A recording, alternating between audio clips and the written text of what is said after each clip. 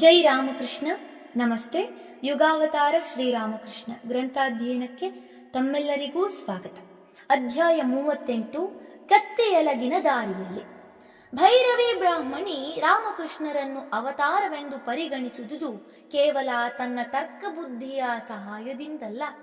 ಅವಳು ಆ ನಿರ್ಧಾರಕ್ಕೆ ಬರಲು ಹಲವಾರು ಬಲವಾದ ಕಾರಣಗಳಿದ್ದವು. ಅವರನ್ನು ಮೊದಲ ಬಾರಿ ಸಂಧಿಸಿದಾಗಲೇ ಅವಳು ಹೇಳಿದ್ದಳು, ತಾನು ದೈವಾಜ್ಞೆಯಂತೆ 3 ವ್ಯಕ್ತಿಗಳನ್ನು ಭೇಟಿ ಮಾಡಿ ಅವರ ಆಧ್ಯಾತ್ಮಿಕ ಸಾಧನೆಗಳಲ್ಲಿ ನೆರವಾಗಬೇಕಾಗಿದೆ. ಈಗಾಗಲೇ ಉಳಿದಿಬ್ಬರ ಭೇಟಿಯಾಗಿದೆ, ರಾಮಕೃಷ್ಣರೇ ಆ 3ನೇಯವರು ಎಂದು. ಆದ್ದರಿಂದ ಅವಳು ದಕ್ಷಿಣೇಶ್ವರಕ್ಕೆ ಆಗಮಿಸಿದ್ದಾಗಲೇ ರಾಮಕೃಷ್ಣರ ನಿಜವಾದ ಮಹಿಮೆ ಏನೆಂಬುದನ್ನು ಅರಿತುಕೊಳ್ಳಲು ಪ್ರಯತ್ನಿಸಿದ್ದಾಗಲೇ ಕೇವಲ ಆಕಸ್ಮಿಕವಲ್ಲ ಎಂಬುದು ಸುಸ್ಪಷ್ಟ.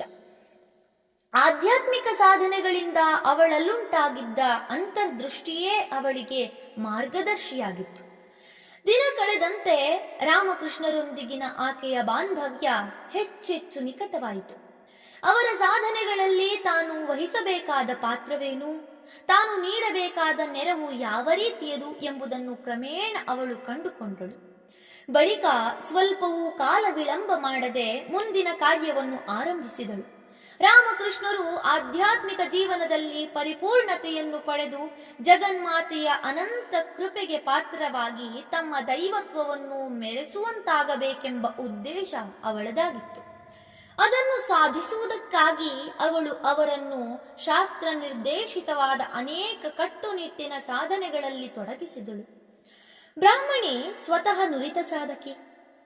ರಾಮಕೃಷ್ಣರನ್ನು ಕಂಡು ಮಾತನಾಡುತ್ತಿದ್ದಂತೆಯೇ ಅವಳಿಗೆ ಅವರ ಮಾನಸಿಕ ಆಧ್ಯಾತ್ಮಿಕ ಸ್ಥಿತಿ ಚೆನ್ನಾಗಿ ಅರಿವಾಯಿತು.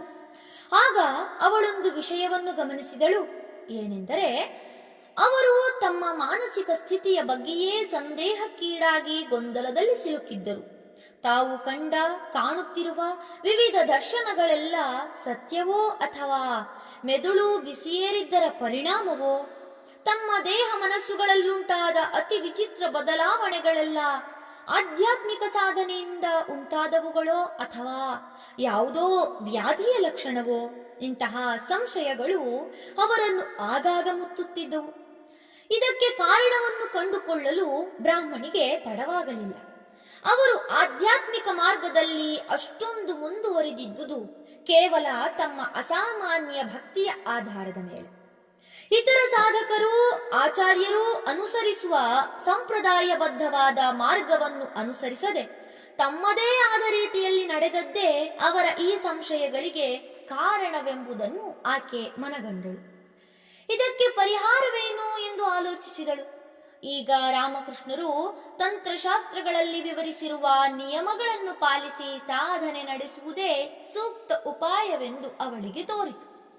ಈಗ ಹಿಂದಿನ ಸಾಧಕರು ಸಾಗಿದ ಮಾರ್ಗದಲ್ಲೇ ನಡೆದು ಅವರಂಥದೇ ಅನುಭವಗಳನ್ನು ತಾವು ಪಡೆದುಕೊಂಡರೆ ತಮಗಾದ ಅನುಭವಗಳಾವುವೂ ಸುಳ್ಳಲ್ಲ ಅಥವಾ ರೋಗ ಲಕ್ಷಣಗಳಲ್ಲ ಎಂಬುದು ರಾಮಕೃಷ್ಣರಿಗೆ ತಿಳಿಯುತ್ತದೆ.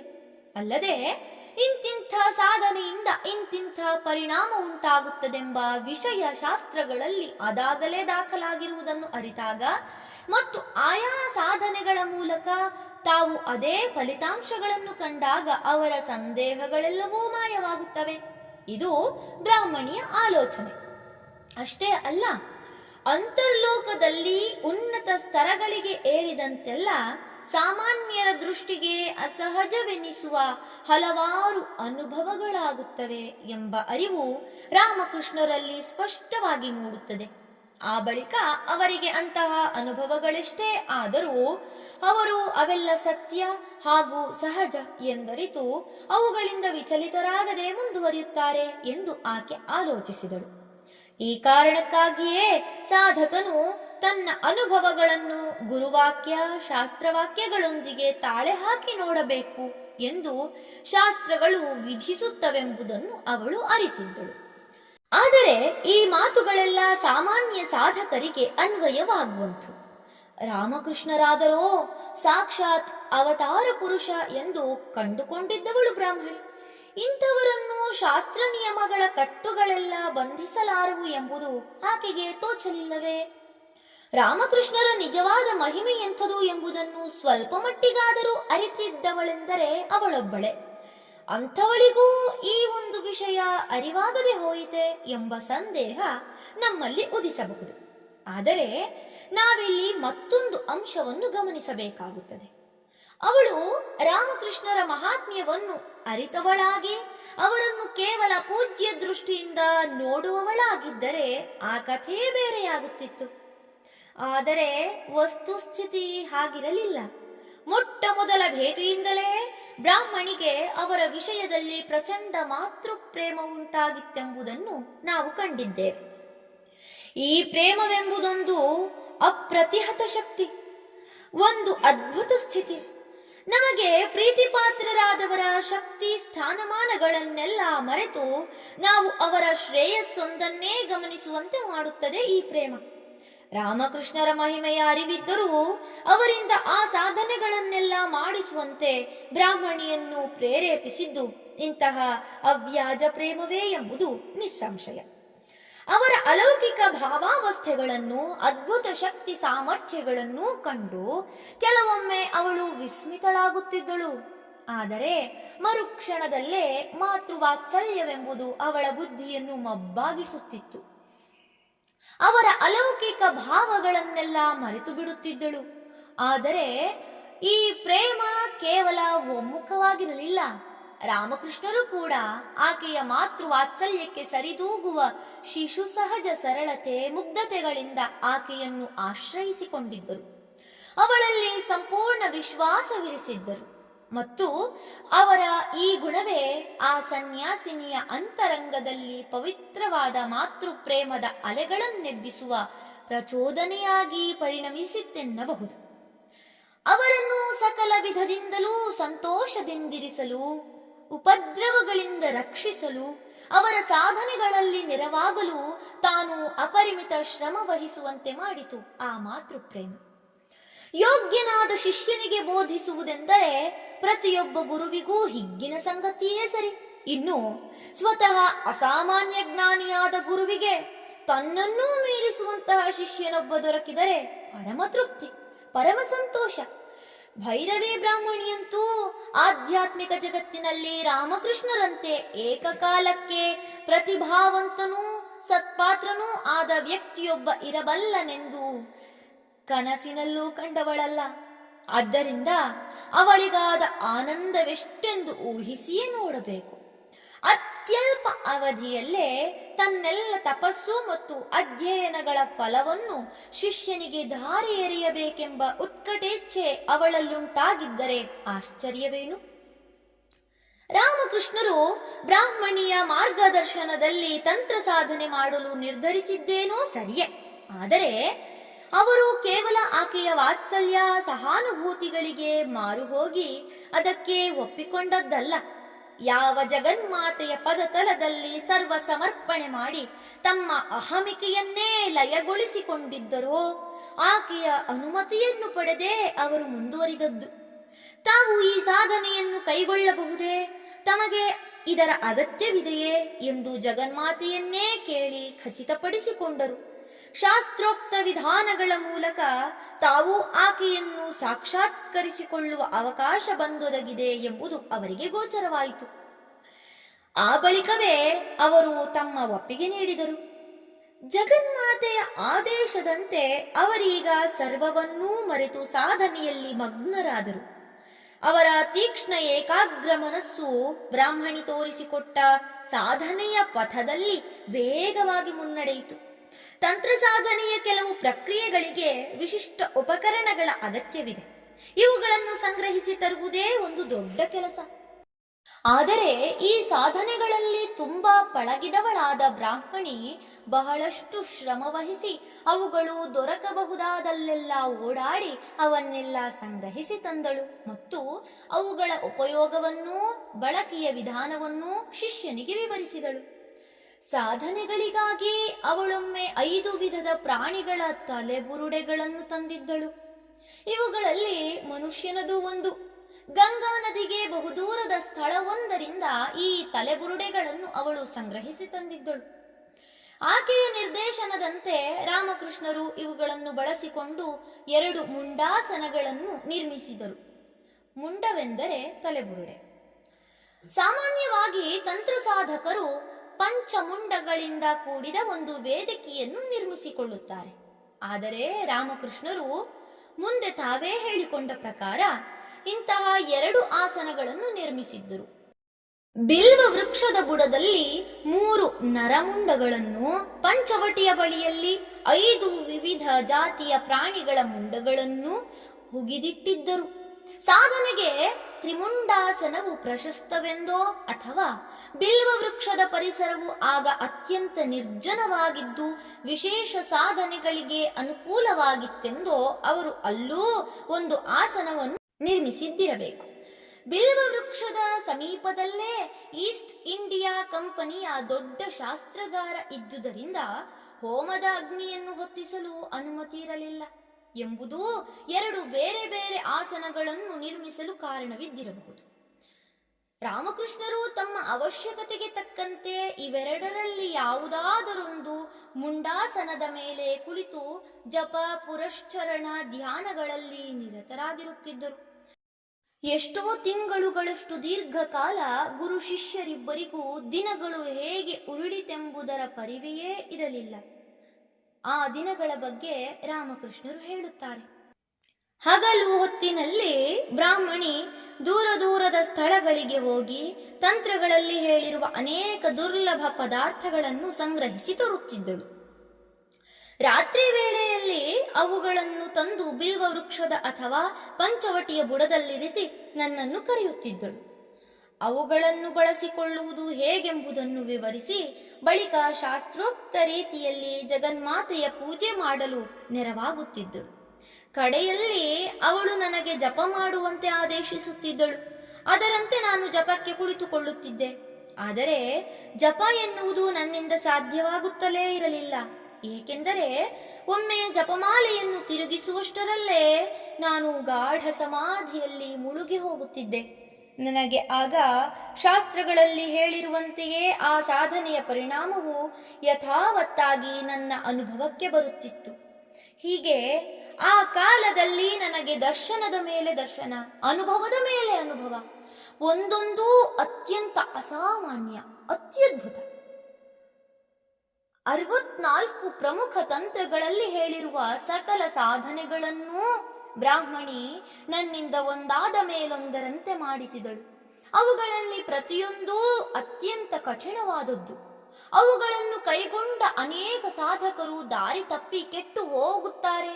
ಆದರೆ ಜಗನ್ಮಾತೆಯ ಕೃಪೆಯಿಂದ ಅವುಗಳೆಲ್ಲದರಲ್ಲೂ ನಾನು ಉತ್ತೀರ್ಣನಾದೆ. ಈ ಸಾಧನೆಗಳ ಅಂಗವಾಗಿ ತಾವು ಎದುರಿಸಬೇಕಾಗಿ ಬಂದ ಒಂದು ಅಗ್ನಿ ಪರೀಕ್ಷೆಯನ್ನು ರಾಮಕೃಷ್ಣರೇ ಬಣ್ಣಿಸುತ್ತಾರೆ.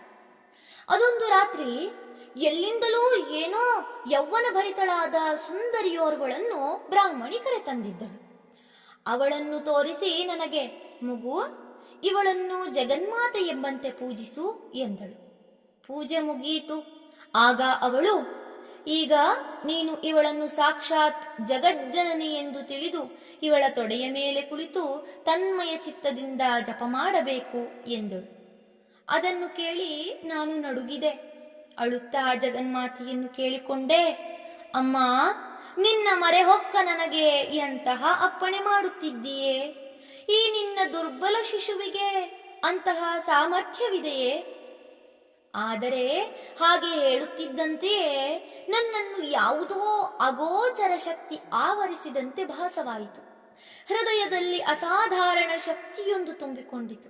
ನಾನೇನು ಮಾಡುತ್ತಿರುವೆನೆಂಬುದರ ಪರಿವೆಯೇ ಇಲ್ಲದೆ ವಶೀಕರಣಕ್ಕೊಳಗಾದವನಂತೆ ಮಂತ್ರವನ್ನುಚ್ಚರಿಸುತ್ತಾ ಆ ಯುವತಿಯ ತೊಡೆಯ ಮೇಲೆ ಕುಳಿತೆ.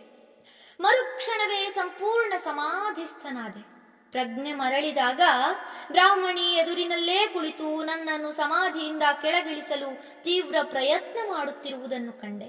ಆಗ ಅವಳು, ಪೂಜಾ ಪ್ರಕ್ರಿಯೆ ಸಂಪೂರ್ಣವಾಯಿತು ಮಗು, ನೀನಿದರಲ್ಲಿ ಯಶಸ್ವಿಯಾದೆ. ಇಂತಹ ಸಂದರ್ಭದಲ್ಲಿ ಇತರರಾದರೆ ಅತ್ಯಂತ ಕಷ್ಟದಿಂದ ತಮ್ಮನ್ನು ನಿಗ್ರಹಿಸಿಕೊಂಡು ಎಲ್ಲೋ ಸ್ವಲ್ಪ ಹೊತ್ತು ಮಾತ್ರ ಜಪವನ್ನು ಮಾಡಿ ಕರ್ಮವನ್ನು ಮುಗಿಸಿಬಿಡುತ್ತಾರೆ. ಆದರೆ ನೀನಾದರೋ ಸಂಪೂರ್ಣ ದೇಹ ಬೋಧೆಯನ್ನೇ ಕಳೆದುಕೊಂಡು ಸಮಾಧಿಸ್ಥನಾದೆ ಎಂದಳು. ಇದನ್ನು ಕೇಳಿ ನಾನು ತುಂಬ ಸಮಾಧಾನಗೊಂಡೆ. ಈ ಪರೀಕ್ಷೆಯಲ್ಲಿ ಉತ್ತೀರ್ಣನನ್ನಾಗಿಸುವುದಕ್ಕೆ ಜಗನ್ಮಾತೆಗೆ ಕೃತಜ್ಞತೆಯಿಂದ ಮತ್ತೆ ಮತ್ತೆ ನಮಿಸಿದೆ. ಇನ್ನೊಂದು ಸಂದರ್ಭದಲ್ಲಿ ಬ್ರಾಹ್ಮಣಿಯು ಒಂದು ಕಪಾಲದಲ್ಲಿ ಮೀನನ್ನು ಬೇಯಿಸಿ ತರ್ಪಣ ನೀಡಿದ್ದನ್ನು ಕಂಡೆ. ಅವಳು ನನ್ನಿಂದಲೂ ಹಾಗೆಯೇ ಮಾಡಿಸಿದಳು. ಬಳಿಕ ಆ ಮೀನನ್ನು ಸ್ವೀಕರಿಸುವಂತೆ ಹೇಳಿದಳು. ನಾನು ಅವಳೆಂದಂತೆಯೇ ಮಾಡಿದೆ. ನನಗೆ ಸ್ವಲ್ಪವೂ ಅಸಹ್ಯ ಉಂಟಾಗಲಿಲ್ಲ. ಆದರೆ ಒಂದು ದಿನ ಅವಳು ಎಲ್ಲಿಂದಲೋ ಕೊಳೆತ ಮಾನವ ಮಾಂಸವನ್ನು ತಂದಳು. ಅದರಿಂದ ತರ್ಪಣ ನೀಡಿ ನಾಲಿಗೆಯಿಂದ ಸ್ಪರ್ಶಿಸುವಂತೆ ಆದೇಶ ನೀಡಿದಳು. ಆಗ ಮಾತ್ರ ನಾನು ಅಸಹ್ಯಗೊಂಡು ಅಯ್ಯೋ, ಅದೆಂತೂ ಸಾಧ್ಯ ಎಂದುದ್ಗರಿಸಿದೆ. ಆಗ ಬ್ರಾಹ್ಮಣಿ, ಅದರಲ್ಲೇನಿದೆ ಮಗು, ನೋಡೀಗ ನಾನು ಮಾಡುತ್ತೇನೆ ಎನ್ನುತ್ತಾ ಅದರಲ್ಲೊಂದು ತುಣುಕನ್ನು ಬಾಯಿಗೆ ಹಾಕಿಕೊಂಡಳು. ತರುವಾಯ, ನೋಡು, ಈ ಅಸಹ್ಯತೆಯ ಭಾವನೆಯೇ ನಮ್ಮಲ್ಲಿರಬಾರದು, ಅದನ್ನು ಮನಸ್ಸಿನಿಂದ ಕಿತ್ತು ಹಾಕಬೇಕು ಎನ್ನುತ್ತಾ ಮತ್ತೆ ಅದನ್ನು ನನ್ನ ಮುಂದಿರಿಸಿದಳು. ಆಕೆ ಮಾಡಿದ್ದನ್ನು ನೋಡಿದಾಗ ನನ್ನ ಮನದಲ್ಲಿ ಜಗನ್ಮಾತೆಯ ಬೀಭತ್ಸ ರೂಪವಾದ ಚಂಡಿಯ ಚಿತ್ರ ಮೂಡಿತು. ಅಮ್ಮ ಅಮ್ಮ ಎಂದು ಉದ್ಗರಿಸುತ್ತಾ ನಾನು ಭಾವ ಸಮಾಧಿಗೇರಿದೆ. ಆಗ ಬ್ರಾಹ್ಮಣಿ ಒಂದು ತುಣುಕು ಮಾಂಸವನ್ನು ನನ್ನ ಬಾಯಲ್ಲಿರಿಸಿದರೂ ಮನಸ್ಸಿನಲ್ಲಿ ಅಸಹ್ಯದ ಭಾವನೆ ಉಂಟಾಗಲೇ ಇಲ್ಲ.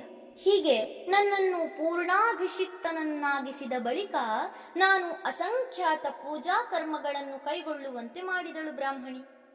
ಈಗ ನನಗೆ ಆ ವಿವರಗಳೆಲ್ಲ ನೆನಪಿಲ್ಲ. ಆದರೆ ಒಂದನ್ನು ಮಾತ್ರ ಹೇಳಬಲ್ಲೆ. ಭಗವತಿಯ ಕೃಪೆಯಿಂದ ಒಂದು ದಿನ ನಾನು ಪ್ರಣಯಿಗಳ ಉತ್ತುಂಗ ಆನಂದವನ್ನು ಪರಿಪೂರ್ಣ ನಿರ್ವಿಕಾರ ಚಿತ್ತದಿಂದ, ಅದೊಂದು ಭಗವಂತನ ಆಟವೆಂಬಂತೆ, ವೀಕ್ಷಿಸಲು ಸಮರ್ಥನಾದದ್ದು ನನಗೆ ನೆನಪಿದೆ. ಆಗ ನನ್ನ ಮನಸ್ಸು ಸಾಧಾರಣ ಜೀವಿಗಳ ಭಾವನೆಗಳಿಗೆ ಸಮೀಪವಾದರೂ ಇಳಿದು ಬರುವುದಿರಲಿ, ಬದಲಾಗಿ ಮಲಿನ ಭಾವನೆಯ ಸೋಂಕನ್ನೂ ತಗುಲಿಸಿಕೊಳ್ಳದೆ ಅದು ಮೇಲು ಮೇಲಕ್ಕೆ ಏರುತ್ತಾ ಹೋಗಿ ಕಡೆಗೆ ಗಾಢ ಸಮಾಧಿಯಲ್ಲಿ ಲೀನವಾಯಿತು. ಬಾಹ್ಯ ಪ್ರಜ್ಞೆ ಮರಳಿದ ಮೇಲೆ ಭೈರವಿ ಬ್ರಾಹ್ಮಣಿ, ನೀನು ಅತಿ ಕಠಿಣವಾದ ತಂತ್ರ ಸಾಧನೆಯೊಂದರ ಗರಿಷ್ಠ ಗುರಿಯನ್ನು ಮುಟ್ಟಿ ಆಧ್ಯಾತ್ಮ ಭಾವದಲ್ಲಿ ಸುಸ್ಥಿತನಾಗಿದ್ದೀಯೆ. ವೀರಭಾವದಲ್ಲಿ ಇದೇ ಅಂತಿಮ ಸಾಧನೆ ಎಂದಳು. ಇದಾದ ಕೆಲ ಕಾಲದಲ್ಲೇ ನಾನು ತಂತ್ರ ವಿಧಾನಗಳಿಗನುಸಾರವಾಗಿ ಓರ್ವ ಸ್ತ್ರೀಯನ್ನು ಪೂಜೆ ಮಾಡಿದೆ. ನಾನದನ್ನು ಮತ್ತೊಬ್ಬ ಭೈರವಿಯ ನೆರವಿನಿಂದ ದೇವಾಲಯದ ವಾದ್ಯ ಮಂಟಪದಲ್ಲಿ ಮಧ್ಯಾಹ್ನದ ಹೊತ್ತಿನಲ್ಲಿ ಎಲ್ಲರೆದುರಿಗೆ ಮಾಡಿದೆ. ಅದು ಮುಗಿದ ಬಳಿಕ ಅವಳಿಗೆ ಶಾಸ್ತ್ರರೀತ್ಯಾ ನಮಸ್ಕರಿಸಿದೆ. ವೀರಭಾವಕ್ಕೆ ಸಂಬಂಧಿಸಿದಂತೆ ನಾನು ಕೈಗೊಂಡ ಕಡೆಯ ಸಾಧನೆ ಇದೆ. ತಂತ್ರ ಸಾಧನೆಯ ಸುದೀರ್ಘ ಅವಧಿಯಲ್ಲಿ ಎಲ್ಲ ಸ್ತ್ರೀಯರ ಬಗ್ಗೆಯೂ ನನ್ನ ದೃಷ್ಟಿ ಒಂದೇ ರೀತಿಯಾಗಿ ಮಗು ತಾಯಿಯನ್ನು ನೋಡುವಂತೆ ಇದ್ದಿತು. ಅಂತೆಯೇ ಆ ಅವಧಿಯಲ್ಲಿ ನನಗೆ ಬೇಕೆಂದರೂ ಕೂಡ ಒಂದು ಹನಿ ಮದ್ಯವನ್ನು ಬಾಯೊಳಗೆ ಹಾಕಿಕೊಳ್ಳಲು ಸಾಧ್ಯವಾಗಲಿಲ್ಲ. ಕಾರಣ ಎಂಬ ಪದವನ್ನು ಕೇಳಿದರೆ ಸಾಕು, ನನ್ನೊಳಗೆ ಜಗತ್ಕಾರಣನಾದ ಭಗವಂತನ ಪ್ರಚೋದನೆಯಾಗಿ ಅದರಲ್ಲೇ ನಾನು ಮೈಮರೆಯುತ್ತಿದ್ದೆ. ಅದೇ ರೀತಿಯಲ್ಲಿ ಆ ಅರ್ಥದ ಇತರ ಶಬ್ದಗಳನ್ನು, ಉದಾಹರಣೆಗೆ ಜನನ, ಆದಿ, ಮೂಲ ಇತ್ಯಾದಿ ಪದಗಳನ್ನು ಕೇಳಿದಾಗಲೂ ವಿಶ್ವದ ಕಾರಣವು ನನ್ನೆದುರು ಗೋಚರವಾಗಿ ನಾನು ಸಮಾಧಿಸ್ಥನಾಗಿ ಬಿಡುತ್ತಿದ್ದೆ. ಶ್ರೀರಾಮಕೃಷ್ಣರು ಕಾರಣ ಎಂಬ ಪದವನ್ನು ಕೇಳುವಷ್ಟರಿಂದಲೇ ಮೈ ಮರೆಯಲು ಕಾರಣವೇನು? ಕಾರಣವೆಂದರೆ ಒಂದು ಕಾರ್ಯದ ಮೂಲ ಎಂಬರ್ಥವಿರುವಂತೆ ಬಂಗಾಳಿ ಭಾಷೆಯಲ್ಲಿ ಅದಕ್ಕೆ ಮಧ್ಯ ಎಂಬ ಅರ್ಥವೂ ಇದೆ. ಕಾರಣವೆಂದಾಕ್ಷಣ ಸಹಜವಾಗಿ ಜಗತ್ಕಾರಣ ನೆನಪಾಗುವಂತೆ ಕಾರಣಕ್ಕೆ ಮಧ್ಯವೆಂಬ ಅರ್ಥವಿರುವುದರಿಂದ ಮತ್ತು ಮಧ್ಯವು ಆನಂದ ಸೂಚಕವಾದುದರಿಂದ ಭಗವಂತಾನಂದದ ನೆನಪಾಗುತ್ತದೆ. ಹೀಗೆ ಕಾರಣ ಎಂದಾಗ ನಿತ್ಯವಾದ ಭಗವದಾನಂದವೇ ಅವರ ಹೃನ್ಮನಗಳನ್ನು ತುಂಬಿಕೊಳ್ಳುತ್ತಿತ್ತು. ಇನ್ನು ಆ ತಾತ್ಕಾಲಿಕ ಆನಂದ ಕೊಡುವ ಹೆಂಡವನ್ನು ಹೀರುವ ಅವಶ್ಯಕತೆಯೇ ಬರುವುದಿಲ್ಲವಲ್ಲ. ತಂತ್ರ ಸಾಧನೆಯ ಇತಿಹಾಸದಲ್ಲೇ ಯಾವೊಬ್ಬ ಸಾಧಕನಾದರೂ ಸಕಲ ಸ್ತ್ರೀಯರ ವಿಷಯದಲ್ಲಿ ಮಾತೃಭಾವವನ್ನು ಉಳಿಸಿಕೊಂಡು ವೀರಭಾವದ ರೀತಿಯ ತಾಂತ್ರಿಕ ಸಾಧನೆಯನ್ನು ಮಾಡಿದ್ದು ಎಲ್ಲೂ ಕಂಡುಬರುವುದಿಲ್ಲ. ಸಾಧಕರೆಲ್ಲರೂ ಒಬ್ಬ ಸ್ತ್ರೀಯ ನೆರವಿನೊಂದಿಗೆ ಈ ಸಾಧನೆಯನ್ನು ಕೈಗೊಳ್ಳುವುದು ವಾಡಿಕೆಯಾಗಿಬಿಟ್ಟಿದೆ. ಈ ನಿಯಮಕ್ಕೆ ಹೊರತಾದವರೊಬ್ಬರೂ ಕಾಣಬರುವುದಿಲ್ಲವಾದ್ದರಿಂದ ಸ್ತ್ರೀ ಸಂಪರ್ಕವಿಲ್ಲದೆ ವೀರಭಾವದ ಸಾಧನೆ ಮಾಡಿದರೆ ಅಂತಹ ಸಾಧನೆ ನಿಷ್ಫಲವಾಗುವುದೆಂಬ ನಂಬಿಕೆ ಸಾಧಕರಲ್ಲಿ ಬೇರು ಬಿಟ್ಟಿದೆ. ಆದ್ದರಿಂದಲೇ ತಂತ್ರಗಳೆಂದು ಕರೆಯಲ್ಪಡುವ ಈ ಶಾಸ್ತ್ರಗಳು ಅಶ್ಲೀಲ, ಅನೈತಿಕ ಎಂಬ ಕುಖ್ಯಾತಿ ಗಳಿಸಿವೆ, ತಿರಸ್ಕಾರಗೊಳಗಾಗಿವೆ. ತಂತ್ರಶಾಸ್ತ್ರಗಳ ಮೇಲಿನ ಈ ಅಪವಾದವನ್ನು ತೊಡೆದು ಹಾಕಿದ ಒಬ್ಬರೇ ಒಬ್ಬರೆಂದರೆ ಶ್ರೀರಾಮಕೃಷ್ಣರು. ಕನಸಿನಲ್ಲಿಯೂ ಕೂಡ ಸ್ತ್ರೀ ಸಂಬಂಧವನ್ನು ಮಾಡದೆ ಈ ಸಾಧನೆಯನ್ನು ಪೂರೈಸಿ ಅವರೊಂದು ಹೊಸ ಸಂಪ್ರದಾಯವನ್ನೇ ಹುಟ್ಟುಹಾಕಿದರು. ಅವರು ಈ ಬಗೆಯಾಗಿ ಮಾತೃಭಾವವನ್ನು ತೊರೆಯದೆ ತಂತ್ರ ಸಾಧನೆ ಮಾಡಿದುದು ಜಗನ್ಮಾತೆಯ ಇಚ್ಛೆಯೇ ಸರಿ ಎಂಬುದರಲ್ಲಿ ಸಂಶಯವಿಲ್ಲ. ರಾಮಕೃಷ್ಣರೇ ಒಮ್ಮೆ ಹೇಳುತ್ತಾರೆ, ಈ ಸಾಧನೆಗಳ ಯಾವುದೇ ಅಂಗದಲ್ಲಾಗಲಿ ಸಂಪೂರ್ಣ ಯಶಸ್ಸು ಗಳಿಸಲು ನನಗೆ 3 ದಿನಕ್ಕಿಂತ ಹೆಚ್ಚು ಸಮಯ ಬೇಕಾಗಲಿಲ್ಲ. ನಾನು ಯಾವುದೇ ಸಾಧನೆಯನ್ನು ಕೈಗೊಂಡಾಗಲೂ ಉತ್ಕಂಠಿತನಾಗಿ ಜಗನ್ಮಾತೆಯನ್ನು, ಅಮ್ಮ, ನನಗೆ ಇದರ ಫಲಿತಾಂಶವನ್ನು ದೊರಕಿಸಿಕೊಡು ಎಂದು ಪ್ರಾರ್ಥಿಸಿಕೊಳ್ಳುತ್ತಿದ್ದೆ. ಆಕೆಯ ಕರುಣೆಯಿಂದಾಗಿ ನಾನು 3 ದಿನಗಳಲ್ಲೇ ಯಶಸ್ವಿಯಾಗುತ್ತಿದ್ದೆ ಎಂದು. ಹೀಗಿರುವಾಗ ಈ ಸಾಧನೆಗಳಲ್ಲಿ ಸ್ತ್ರೀ ಸಂಪರ್ಕ ಒಂದು ಅವಿಭಾಜ್ಯ ಅಂಗವೇನಲ್ಲ ಎಂಬುದಕ್ಕೆ ಇದಕ್ಕಿಂತ ಮತ್ತಾವ ಪುರಾವೆ ಬೇಕು? ಹಾಗಾದರೆ ಅಷ್ಟೊಂದು ಜನ ಸಾಧಕರು ಅದನ್ನು ಹಾಗೆಯೇ ಮಾಡಿಕೊಂಡು ಬಂದಿದ್ದಾರಲ್ಲ ಎಂದರೆ ಅದಕ್ಕೆ ಅವರ ದೌರ್ಬಲ್ಯ, ಅಸಂಯಮಗಳೇ ಕಾರಣ. ಸಾಧಕನು ಸ್ತ್ರೀ ಸಂಗಾತಿಯೊಡಗೂಡಿ ನಿರಂತರವಾಗಿ ಸಾಧನೆ ಮಾಡಿದ್ದೇ ಆದರೆ ಅಂತ್ಯದಲ್ಲಿ ದಿವ್ಯ ಭಾವವನ್ನೇ, ಎಂದರೆ ಲೈಂಗಿಕ ಪ್ರವೃತ್ತಿಯನ್ನು ಮೀರಿದ ಸ್ಥಿತಿಯನ್ನೇ ಪಡೆದುಕೊಳ್ಳುತ್ತಾನೆ ಎಂದು ತಂತ್ರಗಳೇನೋ ಆಶ್ವಾಸನೆ ನೀಡುತ್ತವೆ. ಆದರೆ ಇದು ದುರ್ಬಲ ವ್ಯಕ್ತಿಗಳಿಗೆ ನೀಡುವ ವಿಶೇಷ ವಿನಾಯಿತಿ ಅಷ್ಟೇ. ಈ ಸಾಧನೆಗಳು ಪ್ರತಿಯೊಬ್ಬನಿಗೂ ಎಟಕುವಂತೆ ತಂತ್ರಶಾಸ್ತ್ರಗಳ ಕರ್ತೃಗಳು ತೋರಿರುವ ಉದಾರತೆಯ ಉದಾಹರಣೆ ಮಾತ್ರವಿದು. ಆದರೆ ಅದು ಸಾಧನೆಯ ಅವಿಭಾಜ್ಯ ಅಥವಾ ಪ್ರಮುಖ ಅಂಗವಲ್ಲ ಎಂಬುದು ಬಹುಮುಖ್ಯವಾದ ಅಂಶ. ತಂತ್ರಶಾಸ್ತ್ರಗಳ ಎಲ್ಲ ಅನುಷ್ಠಾನಗಳ ಮೂಲ ಉದ್ದೇಶ ಒಂದೇ. ಯಾವ ರೂಪರಸಾದಿ ವಿಷಯ ವಸ್ತುಗಳು ಮಾನವನನ್ನು ಮರುಳುಗೊಳಿಸಿ ಮತ್ತೆ ಮತ್ತೆ ಜನನ ಮರಣಗಳಲ್ಲಿ ತೊಡಗಿಸುತ್ತವೆಯೋ ಮತ್ತು ಆತ್ಮಜ್ಞಾನವನ್ನು ಪಡೆಯುವಲ್ಲಿ ಪ್ರತಿಬಂಧಕಗಳಾಗಿ ನಿಲ್ಲುತ್ತವೆಯೋ ಆ ವಿಷಯ ವಸ್ತುಗಳು ಭಗವಂತನ ವಿಭೂತಿಗಳಲ್ಲದೆ ಬೇರಲ್ಲ ಎಂಬುದನ್ನು ಆತ್ಮನಿಗ್ರಹ ಮತ್ತು ಅಭ್ಯಾಸದ ಮೂಲಕ ಸಾಧಕನಿಗೆ ಅನುಭವ ಮಾಡಿಸಿಕೊಡುವುದು. ಶ್ರದ್ಧೆ ಮತ್ತು ಸಂಯಮ ಶಕ್ತಿ ಇವು ವ್ಯಕ್ತಿಯಿಂದ ವ್ಯಕ್ತಿಗೆ ಬದಲಾಗುತ್ತವೆ. ಇವುಗಳ ತಾರತಮ್ಯದ ಆಧಾರದ ಮೇಲೆ ತಂತ್ರಗಳು 3 ವಿಧದ ಭಾವಗಳನ್ನು ವಿವರಿಸುತ್ತವೆ. ಅವು ಕ್ರಮವಾಗಿ ಪಶುಭಾವ, ವೀರಭಾವ ಹಾಗೂ ದಿವ್ಯಭಾವ ಎಂಬುವು. ಈ ವಿಂಗಡಣೆಯ ಅರ್ಥ ಹೀಗಿದೆ. ಪಶುಭಾವದ ವ್ಯಕ್ತಿಯು ಹೆಸರೇ ಸೂಚಿಸುವಂತೆ ಹೆಚ್ಚಿನ ಸಂಯಮವಿಲ್ಲದವನು. ಇವನು ವಿಷಯ ವಸ್ತುಗಳ ಭೋಗ ಎದುರಾದರೆ ಬಹುಬೇಗ ಅದಕ್ಕೆ ಬಲಿ ಬೀಳುವವನು. ಆದ್ದರಿಂದ ಇಂತಹ ವ್ಯಕ್ತಿ ತನ್ನನ್ನು ಪ್ರಚೋದಿಸುವಂತಹ ಭೋಗ ವಸ್ತುಗಳಿಂದ ರಕ್ಷಿಸಿಕೊಳ್ಳಲು ಕಟ್ಟುನಿಟ್ಟಾದ ಸಂಯಮದ ಕೋಟೆಯೊಳಗೆ ತನ್ನನ್ನು ಬಂಧಿಸಿಕೊಳ್ಳಬೇಕಾಗುತ್ತದೆ. ಇವನ ಎಲ್ಲ ಸಾಧನೆಗಳೂ ಈ ನಿಯಮಕ್ಕೆ ಅನುಗುಣವಾಗಿರುತ್ತವೆ. ವೀರಭಾವದ ಸಾಧಕನು ಸಂಯಮಶೀಲ. ಅವನಲ್ಲಿ ನಿಗ್ರಹ ಸಾಮರ್ಥ್ಯ ಬಲವಾಗಿರುತ್ತದೆ. ಪ್ರಕೃತಿಯಲ್ಲಿ ಅಭಿವ್ಯಕ್ತವಾದ ಪ್ರತಿಯೊಂದು ವಸ್ತುವು ಅದು ಸುಂದರವಾದ, ಉದಾತ್ತವಾದ, ಶ್ರೇಷ್ಠವಾದ ವಸ್ತುವಾಗಿರಬಹುದು, ಇಲ್ಲವೇ ತುಚ್ಛವಾದ, ನೀಚವಾದ, ಭಯಕಾರಿಯಾದ, ಅಸಹ್ಯಕರವಾದ ವಿಷಯ ವಸ್ತುವಾಗಿರಬಹುದು. ಅದೆಲ್ಲವೂ ಜಗನ್ಮಾತೆಯ ಪ್ರಕಾಶವೇ ಎಂಬ ತಂತ್ರಗಳ ಬೋಧನೆಯು ಅವನ ಮನಸ್ಸಿನಲ್ಲಿ ದೃಢವಾಗಿ ಬೇರೂರಿರುತ್ತದೆ. ಅಂತಹ ಸಾಧಕನು ವಿಷಯ ವಸ್ತುಗಳ ಸಂಪರ್ಕಕ್ಕೆ ಬಂದಾಗಲೂ ಅವುಗಳ ಆಕರ್ಷಣೆಗೊಳಗಾಗದೆ ಅವಿಚಲಿತನಾಗಿರುತ್ತಾನೆ.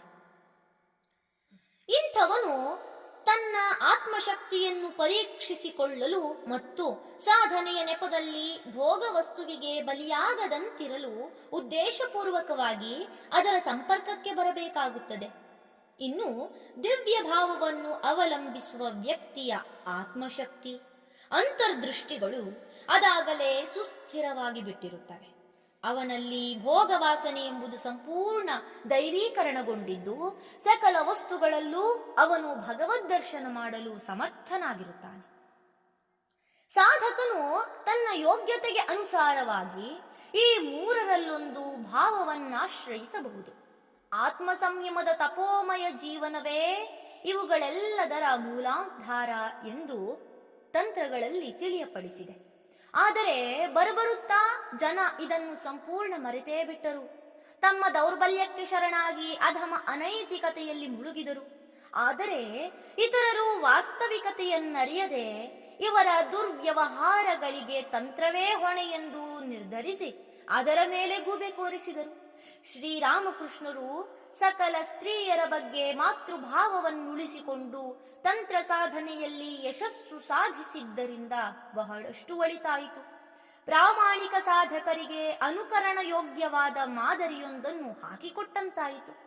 ತಂತ್ರಶಾಸ್ತ್ರಗಳ ನಿಜ ಮಹಿಮೆ ಬೆಳಕಿಗೆ ಬಂದು ಅವುಗಳ ಪ್ರಾಮಾಣ್ಯ ಚಿರಸ್ಥಾಪಿತವಾಯಿತು.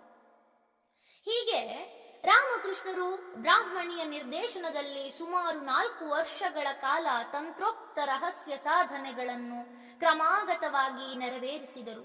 ಆದರೆ ಅವುಗಳನ್ನೆಲ್ಲ ಸೂಕ್ಷ್ಮವಾಗಿ ಗಮನಿಸಿ ಅರಿತುಕೊಂಡವರು ಬಹುಶಃ ಯಾರೂ ಇರಲಿಲ್ಲ ಮತ್ತು ಅದು ಸಾಧ್ಯವೂ ಇರಲಿಲ್ಲವೆನ್ನಬಹುದು. ಇನ್ನು ರಾಮಕೃಷ್ಣರಾದರೂ ಆ ವಿವರಗಳನ್ನು ತಮ್ಮ ಶಿಷ್ಯರಾದ ಮುಂದೆಯೂ ಪ್ರಸ್ತಾಪಿಸಲಿಲ್ಲ. ಆದರೆ ಸಾಧನೆಯಲ್ಲಿ ಮುಂದುವರಿಯುವಂತೆ ಪ್ರೋತ್ಸಾಹಿಸಲು ಕೆಲವರಿಗೆ ಸಾಂದರ್ಭಿಕವಾಗಿ ಕೆಲವು ಅಂಶಗಳನ್ನು ತಿಳಿಸಿದ್ದುಂಟು. ಇನ್ನು ಅಪರೂಪವಾಗಿ ಕೆಲವು ವ್ಯಕ್ತಿಗಳ ಅಗತ್ಯಕ್ಕನುಸಾರ ಅವರಿಂದ ಕೆಲವು ಸಾಧನೆಗಳನ್ನು ತಾವೇ ಮಾಡಿಸಿದರು. ಆದರೆ ತಂತ್ರ ಸಾಧನೆಯ ಕಠಿಣತೆಯನ್ನು, ಇತಿಮಿತಿಗಳನ್ನು ಚೆನ್ನಾಗಿ ಅರಿತಿದ್ದ ಅವರು ಅವುಗಳನ್ನು ತಮ್ಮ ಶಿಷ್ಯರು ಕೈಗೊಳ್ಳುವ ವಿಷಯದಲ್ಲಿ ಅತಿ ಹೆಚ್ಚಿನ ಎಚ್ಚರ ವಹಿಸಿದರೆಂಬುದು ಖಂಡಿತ. ಆದರೆ ಸ್ವತಃ ರಾಮಕೃಷ್ಣರಿಗೆ ಆ ಎಲ್ಲ ವಿಷಯಗಳೂ ಅಮೂಲಾಗ್ರವಾಗಿ ತಿಳಿದಿರಬೇಕೆಂಬುದು ಜಗನ್ಮಾತೆಯ ಇಚ್ಛೆಯಾಗಿದ್ದಿರಬೇಕು. ಇಲ್ಲದಿದ್ದರೆ ಮುಂದೆ ತಮ್ಮ ಬಳಿಗೆ ಬಂದ ವಿಭಿನ್ನ ವ್ಯಕ್ತಿತ್ವ ಸ್ವಭಾವಗಳ ಭಕ್ತರ ಮನಸ್ಥಿತಿಯನ್ನು ಅರಿತುಕೊಂಡು ಅವರವರ ಪಥಗಳಲ್ಲಿ ಅವರವರನ್ನು ಮುನ್ನಡೆಸಲು ರಾಮಕೃಷ್ಣರಿಗೆ ಸಾಧ್ಯವಾಗುತ್ತಿರಲಿಲ್ಲವೇನೋ. ಮುಂದೆ ಇದಕ್ಕೆ ಹಲವಾರು ಉದಾಹರಣೆಗಳನ್ನು ನೋಡಲಿದ್ದೇವೆ. ಧನ್ಯವಾದಗಳು. ಇಂದಿಗೆ ಅಧ್ಯಾಯ 38 ಸಂಪೂರ್ಣವಾಯಿತು. ಮುಂದಿನ ಸಂಚಿಕೆಯಲ್ಲಿ ಹೊಸ ಅಧ್ಯಾಯವನ್ನ ಪ್ರಾರಂಭಿಸೋಣ. ಓಂ ಶಾಂತಿ ಶಾಂತಿ ಶಾಂತಿ. ಹರಿ ಓಂ ತತ್ಸತ್. ಶ್ರೀರಾಮಕೃಷ್ಣಾರ್ಪಣಮಸ್ತು. ಸರ್ವೇ ಜನ ಸುಖಿನೋ ಭವಂತು. ಜೈ ಶ್ರೀಮಾತಾ.